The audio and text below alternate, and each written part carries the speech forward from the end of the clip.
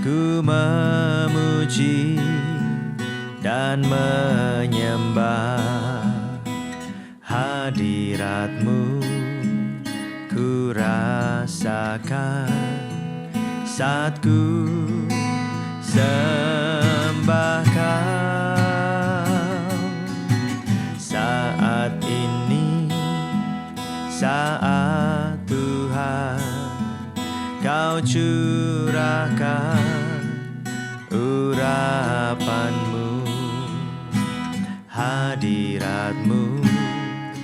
Ku rasakan saat ku sembah Kau. Hadirat-Mu ku rasakan saat ini, saat ini. Urapan-Mu ku rasakan saat aku menyembah Kau Tuhan. Hadirat-Mu ku rasakan saat ini, saat ini. Urapan-Mu ku rasakan saat aku menyembah Kau Tuhan. Saat aku menyembah Kau Tuhan. Saat aku menyembah Kau Tuhan. Amin, amin. Tuhan menyebut kita sahabat. Tuhan mau kita juga memperlakukan Tuhan bukan hanya sebagai junjungan sembahan kita saja sebagai Tuhan, tapi Tuhan ingin hubungan yang akrab dan dekat. Kita juga menjadikan Tuhan sebagai sahabat kita. Dalam artian kita melakukan apa yang Tuhan mau, yang Tuhan senang. Nah saudara, ngomong-ngomong soal sahabat, Amsal berkata begini, Amsal pasal 17 ayat 17 sampai 18. Seorang sahabat menaruh kasih setiap waktu dan menjadi seorang saudara dalam kesukaran. Ya. Jadi sahabat yang baik ini tidak hanya ada atau hadir dalam hidup kita pada saat semuanya baik-baik saja, semuanya oke.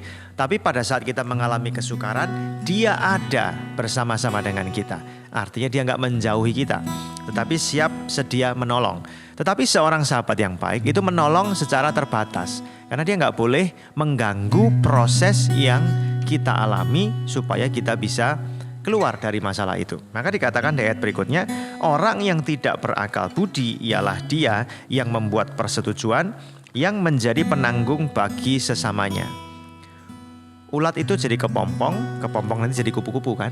Kalau kita sobek kulit kepompong itu, maka kupu-kupu itu akan jadi kupu-kupu yang lumpuh, nggak bisa terbang gitu kan. Nah sama, ketika kita lagi punya pergumulan, kita nggak boleh paksa sahabat kita jadi penanggung kita. Apa artinya? Dia akan membantu, tetapi sebisanya. Minimal dia akan hadir, dia nggak menjauhi, dia berusaha keras meringankan beban kita. Tetapi dia tidak boleh ikut campur dalam proses kita mengalahkan tantangan itu. Supaya kita, kalau kita digambarkan seperti kupu-kupu itu, muncul sebuah kekuatan dari dalam. Jadi kita bukan lagi jadi ulat yang lemah, tetapi kupu-kupu yang lebih kuat yang bisa terbang mengatasi tantangan yang gak bisa dilakukan oleh ulat itu. Jadi sahabat itu akan ada bersama-sama dengan kita. Tetapi bukan berarti kita boleh menuntut dia untuk selalu menyelesaikan masalah kita. Sahabat itu minimal akan ada untuk meringankan ya beban kita agar kita nggak merasa sendirian. Dia pasti akan tolong sebisanya. Tetapi ingat ya, sahabat itu selalu ada di saat susah, tapi bukan berarti dia adalah jadi sapi perahnya kita, betul kan ya? Kita harus jadi orang yang bijak. Kita hargai usahanya dia ada di samping kita, dan kita pun juga belajar jadi sahabat bagi orang lain di masa dia susah. Jangan lupa, itu yang Tuhan kehendaki. Bukankah Tuhan juga menolong kita untuk mengalahkan tantangan-tantangan yang kita hadapi? Dia gak selalu kasih jalan keluar yang instan. Kadang Tuhan kasih kita kekuatan untuk tetap berjalan mengatasi pergumulan-pergumulan yang memang harus kita alami.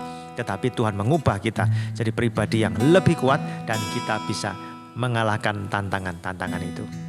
Jadilah sahabat yang baik seperti Tuhan adalah sahabat kita yang terbaik. Tuhan memberkati.